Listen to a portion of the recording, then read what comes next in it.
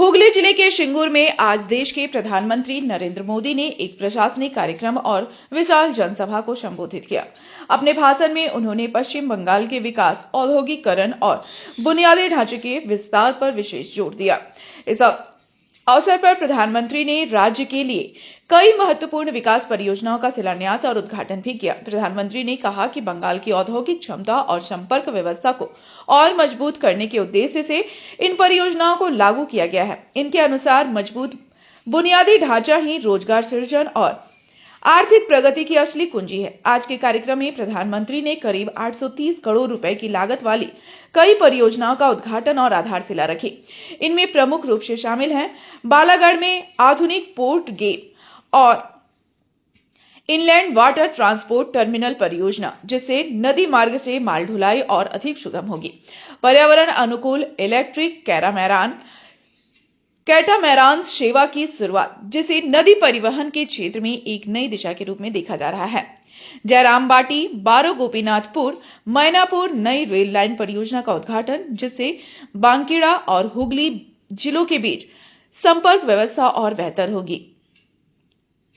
पश्चिम बंगाल से देश के विभिन्न बड़े शहरों को जोड़ने के लिए कई अमृत भारत एक्सप्रेस ट्रेनों को हरी झंडी दिखाना। सभा मंच से प्रधानमंत्री ने सिंगूर को औद्योगिक संभावनाओं का भी उल्लेख किया। उन्होंने कहा कि केंद्र सरकार बंगाल में उद्योग, रेलवे, सड़क और जलमार्ग हर क्षेत्र में विकास के लिए पूरी तरह प्रतिबद्ध है। प्रधानमंत्री के इस कार्यक्रम को लेकर सिंगूर और आसपास के इलाकों में कड़े सुरक्षा इंतजाम किए गए थे। प्रशासन की ओर से पहले ही सभी आवश्यक तैयारियां पूरी कर ली गई थी। कुल मिलाकर सिंगूर की धरती से प्रधानमंत्री नरेंद्र मोदी ने आज विकास और प्रगति का स्पष्ट संदेश दिया, ऐसा राजनीतिक विशेषज्ञों का मानना है। मालदा में था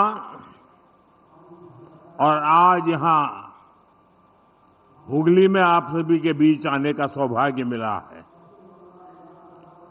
विकसित भारत के लिए पूर्वी भारत का विकास, इस लक्ष्य के साथ केंद्र सरकार निरंतर काम कर रही है। कल और आज के कार्यक्रम इसी संकल्प को और अधिक मजबूत करने वाले हैं। इस दौरान मुझे पश्चिम बंगाल से जुड़े विकास के सैकड़ों करोड़ रुपए के प्रोजेक्ट का शिलान्यास और लोकार्पण करने का अवसर मिला है।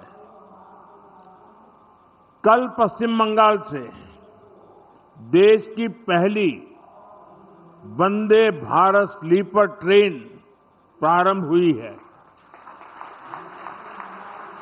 बंगाल को करीब आधा दर्जन नई अमृत भारत एक्सप्रेस ट्रेनें भी मिली है। आज 3 और अमृत भारत एक्सप्रेस ट्रेनें शुरू हुई हैं। इसके अलावा दिल्ली और तमिलनाडु के लिए भी अमृत भारत एक्सप्रेस ट्रेन शुरू हुई है। यानी पश्चिम बंगाल की रेल कनेक्टिविटी के लिए बीते 24 घंटे अभूतपूर्व रहे हैं। शायद गत 100 साल में 24 घंटे में इतना काम नहीं हुआ होगा। साथियों, बंगाल में वाटरवेज के लिए अनेक संभावनाएं हैं। केंद्र सरकार इस पर भी काम कर रही है। या पोर्ट लेड डेवलपमेंट के लिए जरूरी इंफ्रास्ट्रक्चर बनाने में भी मदद दी जा रही है। थोड़ी देर पहले पोर्ट और नदी जलमार्ग से जुड़े प्रोजेक्ट का शिलान्यास और उद्घाटन हुआ है। ये पश्चिम बंगाल के विकास, भारत के विकास के लिए बहुत महत्वपूर्ण